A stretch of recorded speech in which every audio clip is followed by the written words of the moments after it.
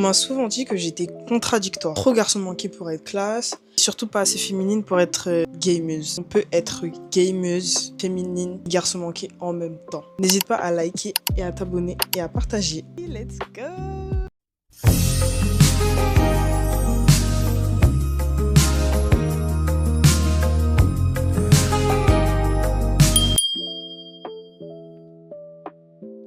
Alors, je sais que ça peut étonner pas mal de personnes, mais vraiment, quand je vous dis que je suis une gameuse, je suis une personne qui aime vraiment, mais vraiment les jeux vidéo et même les jeux tout court. J'ai eu un peu deux mondes. J'ai eu la partie jeux de filles, Movistar Planet, ma bimbo. Bimbo.com, à toi le monde de la mode. Crée ta bimbo, donne-lui un look de star, décore l'appart de tes rêves et invite tes copines. Rejoins-nous vite sur mabimbo.com. Mais d'un autre côté, j'ai aussi beaucoup grandi mais vraiment énormément de jeux de combat. Même des jeux un peu d'action. GTA. I shouldn't have eaten that taco. Saints Row. Damn! Could you at least toss me my purse? Tekken. Mortal Kombat. Round 1, fight!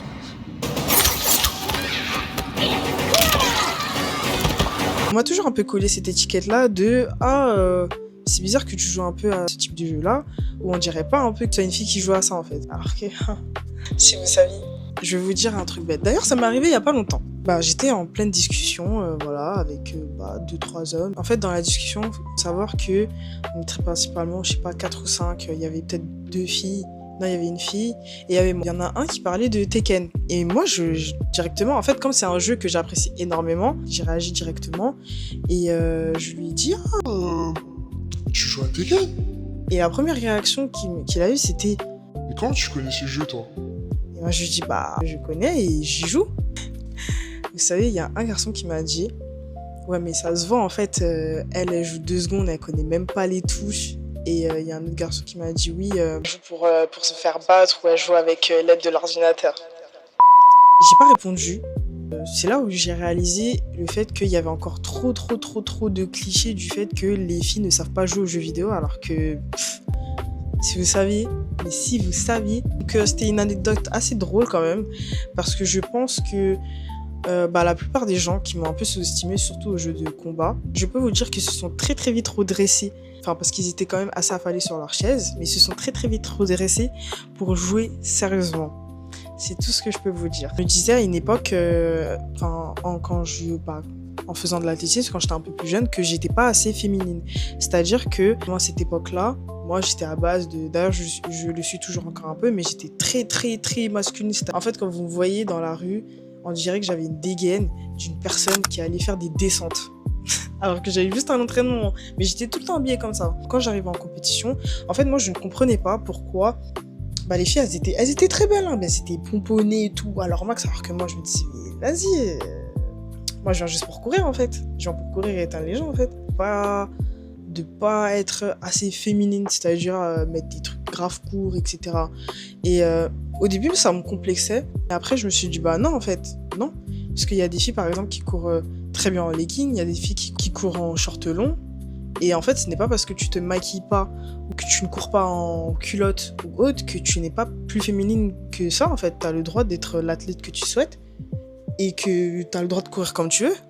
Alors, sachez qu'il faut vraiment le prendre second degré, mais je vais essayer d'imiter les choses qu'on m'a reprochées à l'époque. Quand en fait on me disait d'être plus féminine, c'était même pas dans ma manière de parler en fait, c'était plus dans, vous voyez, d'avoir une voix posée, une voix douce, une voix un peu aiguë, un peu sensuelle. En fait, le meilleur exemple en vrai que je pourrais vous donner, ce serait Aya Nakamura.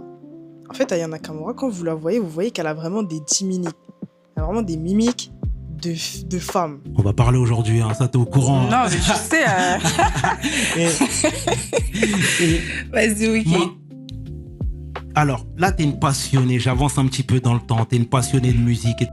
Sauf que moi, je me suis jamais considérée comme ça. Et j'arrive pas à être comme ça. Et bah Dieu merci, j'ai pas envie d'être comme ça en fait, tout simplement. Mais pendant un moment, je m'étais dit, mais ok, vas-y, moi j'aime bien mettre des jogging et tout, mais j'ai pas l'impression d'être féminine dans mes mimiques. Et puis après, je me suis dit, bah non, en fait, c'est pas parce que je suis pas comme ça que ça revendique pas ma féminité, vous voyez. Le jour où j'ai arrêté de me justifier, c'est un jour où en fait j'en ai eu marre parce que je me suis dit, essayer d'être une femme que je ne suis pas, ça ne me ressemble pas. Et dans tous les cas, j'avais beau essayer de faire tous les efforts du monde, je ne tenais même pas une semaine. En fait, je m'étais dit un jour que, en fait, quoi que tu fasses, les gens auront toujours un truc à dire. Je vais juste arrêter de me justifier. Je vais faire ma life. Je vais m'habiller comme je veux. Je vais porter ce que je veux. Je parlerai comme je veux. Et puis en fait, ciao. Pourquoi je devrais me justifier pour des choses qui ne la regardent pas? Permis en fait petit à petit me construire au niveau de mon identité, du fait que j'ai très vite compris que j'avais pas à choisir le fait d'être soit trop douce, soit trop agressive, qu'on pouvait tout simplement aligner les deux. Pour moi, j'estime qu'on peut aligner les deux, vous voyez, et qu'en fait, il suffit juste, enfin, c'est plus facile à dire qu'à faire, mais ignorer les jugements. Mais après, c'est vrai que c'est assez compliqué, surtout quand, par exemple, tu peux être dans une période où, par exemple, tu es un peu jeune, ou tu es dans un environnement qui ne te permet pas forcément d'exploiter ça. Plus tu prends du courage à t'affirmer, et moins, en fait, les jugements t'atteignent. Et c'est comme ça, en fait, que petit à petit, tu construis ton identité, en fait. C'est à travers le fait de oser. Être, on va dire, multidimensionnel, c'est pas une contradiction, c'est une force. Parce que, par exemple, tu as certaines personnes qui ont juste une chose dans leur vie et que cette chose-là, ils sont obligés de la maintenir parce que c'est ce qui définit leur identité et toute leur vie. Moi, je vais prendre mon exemple. Moi, c'est ce qui me définit, mais c'est plein de petites choses. Et je trouve que ça en fait ma force parce que c'est riche, en fait. C'est riche et c'est le fait de se développer sur beaucoup de choses. C'est le fait de ne pas s'enfermer dans une case. C'est le fait d'être différent aussi, mais d'être plus heureux. Parce que les gens qui veulent se ressembler, après, c'est vrai que forcément, on s'influence tous. Mais quand, par exemple, t'as une personne qui te dit que tu es différente, que ça, ce que tu fais, c'est bizarre, crois-moi, ça veut dire continue. Parce qu'en fait, cette personne-là, elle va plus chercher à mettre sa peur sur toi qu'autre chose. En fait, pour moi, ce n'est pas une honte. Ce n'est pas une honte d'assumer, de me dire que d'un côté, je suis un peu garçon manqué, en même temps, je suis féminine, et en même temps, je joue aux jeux vidéo, et en même temps, je peux faire 3000 autres choses en même temps. Et c'est pas pour autant que je ne me considère pas femme et que je ne me considère pas Inès. Parce que j'assume, en fait. Et c'est pour ça que les femmes qu'on admire le plus, ce sont les femmes qui assument tout de A à Z. Ce qui fait la richesse d'une personne, c'est qu'en fait, tu n'es pas un personnage, tu es une personne. Et une personne, c'est complexe. Un humain, c'est complexe. Donc si tu cherches à te simplifier au maximum, ça risque d'être vraiment plus difficile que tu ne le penses. Alors si tu regardes cette vidéo et que tu as déjà ressenti ça, ce n'est pas un hasard, que tu n'as pas besoin de choisir entre différentes facettes. Tu peux être les trois en même temps. Il suffit juste de les aligner, mais tu peux clairement être les 3 ou les 4 ou les 5 en même temps.